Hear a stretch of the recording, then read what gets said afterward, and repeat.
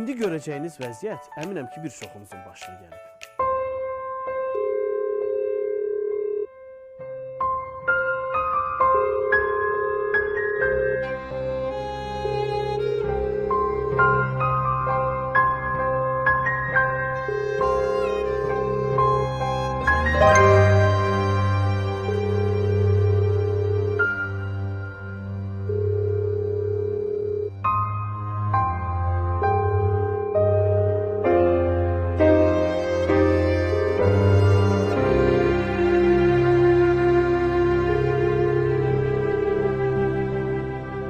Azərbaycanda hər 10 nəfərdən 8-i anası tərəfindən marketə göndərilərək belə hallarla üzləşir.